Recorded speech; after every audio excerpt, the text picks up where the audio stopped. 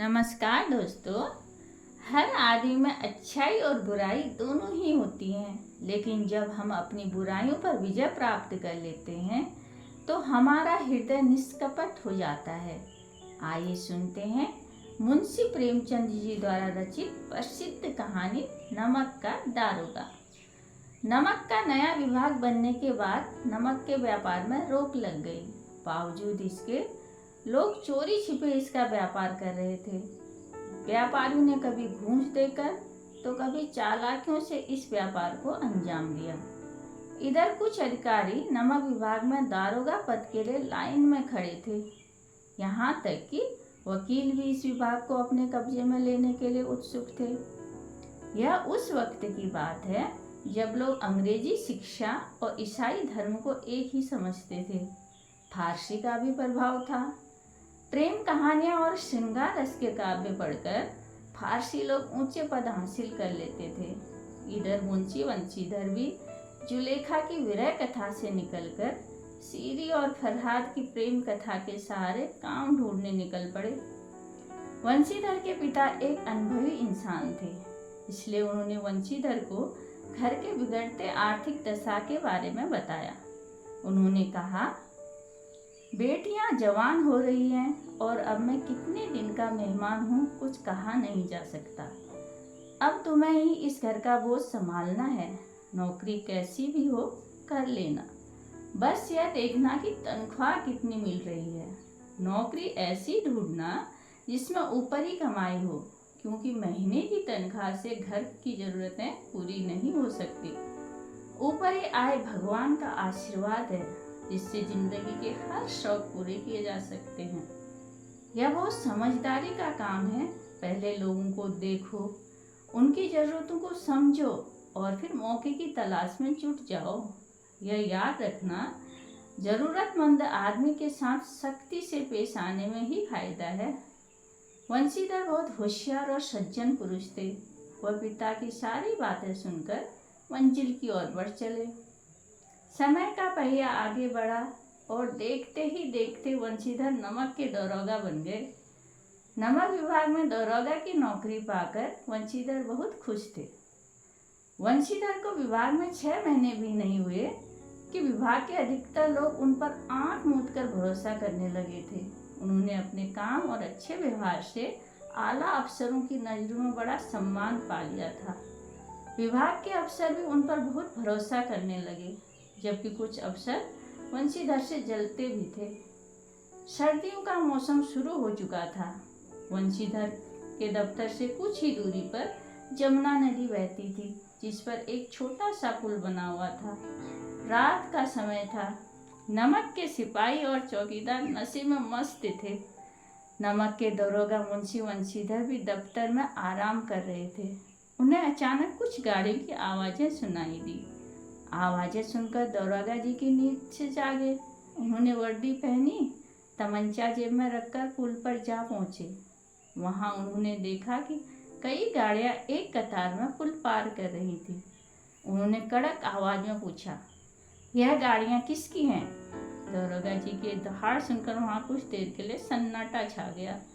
उनमें से एक बोला, यह पंडित अलोपीदीन की गाड़ियाँ हैं। दरोगा जी ने पूछा, कौन अलोपीदीन? उसने कहा, अलोपीदीन दातागंज वाले। यह सुनकर दरोगा जी चौंक गए, क्योंकि पंडित अलोपीदीन इस इलाके के जाने माने जमींदार थे और वह रोजाना लाखों का व्यापार करते थे। इलाके के हर छोटे बड़े आदमी ने उनसे कर्ज लिया हुआ था। उन दिनों अंग्रेज अफसर शिकार खेलने उनके इलाके में आते और अलोपीदीन उनकी खातिरदारी करते थे। मुंशी ने पूछा, गाड़ियाँ कहाँ जाएंगी? उत्तर मिला, कानपुर। लेकिन इस प्रश्न पर कि इनमें क्या है, वहाँ सन्नाटा छा गया। यह देख मुंशी जी का शक बढ़ने लगा।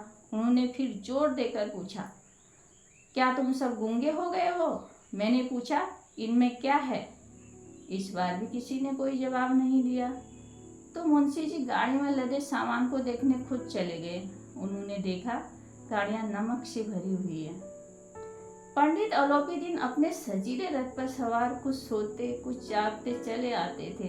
अचानक कई गाड़ी वालों ने घबराए हुए आकर जगाया और बोले, दारोगा ने गाड़ियां रोक दी हैं और घाट पर खड़े आपको बुलाते हैं।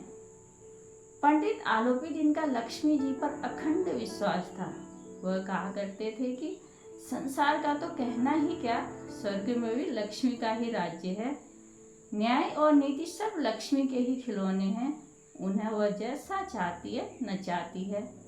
वह लेटे ही लेटे गर्व से बोले, चलो हम आते हैं। फिर लिहाफ ओढ़े दरोगा के पास आकर बोले, दरोगा साहब, ऐसा क्या अपराध हो गया हमसे कि गाड़ी को आगे नहीं जाने दिया जा रहा है? दारोगा जी बोले, यह सरकारी आदेश है।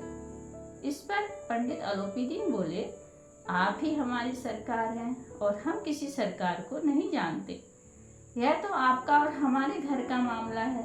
हम कभी आपसे बाहर हो सकते हैं क्या? आपने बेवजह तकलीफ उठाई।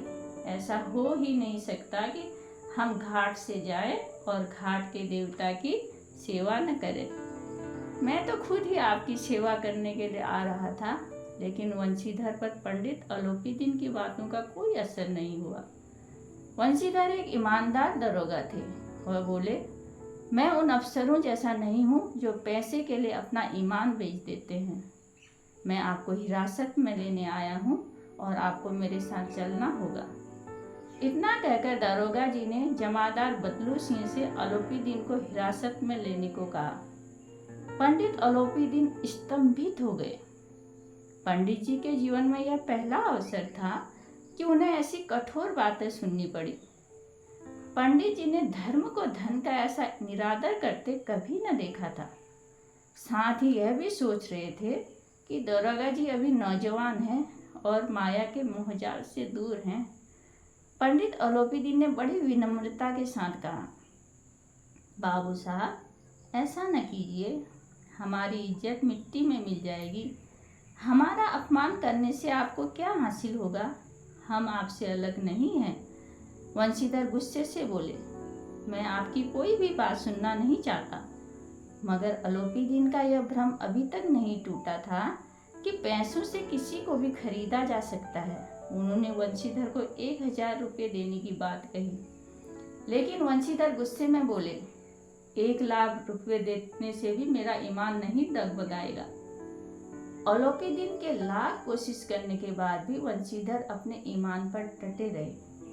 बात 40,000 देने तक पहुंच गई, लेकिन दारोगा वंशीधर ने रुपयों के प्रति कोई लोभ नहीं दिखाया। दारोगा वंशीधर ने बदलू सिंह को फिर से आदेश दिया, इन्हें हिरासत में ले लिया जाए।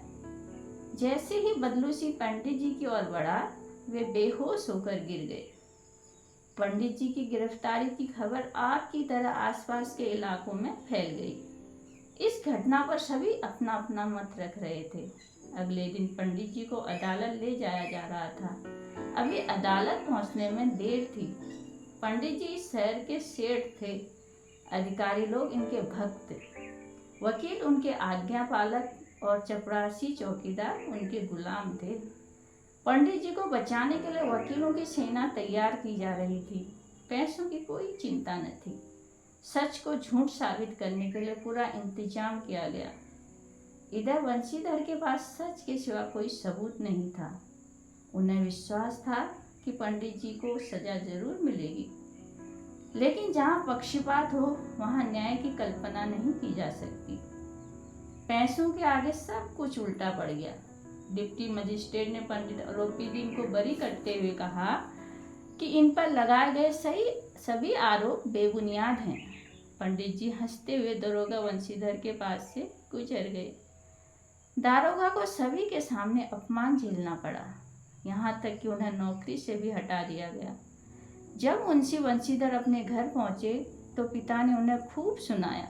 उन्होंने कहा, मेरे लाख कहने पर भी तुमने मेरी बात न मानी। मेरा मन कर रहा है कि अपना और तुम्हारा सिर फोड़ दूं। मुंशी वंशीधर चुपचाप यह सब सुनते रहे। इसी तरह 1 सप्ताह बीत गया। शाम का समय था। मुंशी के घर पर एक सजा धजा रथ आकर रुका। उसमें पंडित आलोपीदीन थे।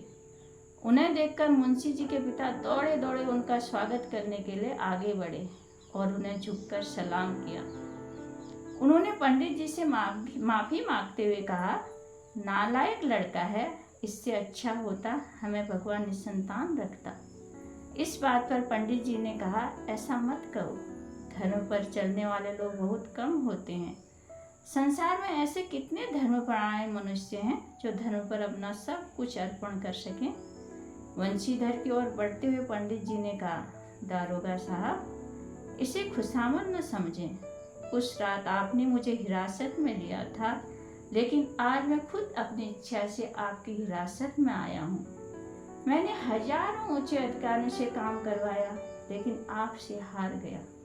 मैंने सभी को अपना और अपनी दौलत का गुलाम बनाकर छोड़ दिया, लेकिन आज आप मुझे आज्ञा दे कि मैं आपसे कुछ विनती करूं। वंशीधर को लगा था कि पंडित उन्हें बेइज्जत करने आया है, लेकिन उनकी बातों को सुनकर उनका भ्रम दूर हुआ।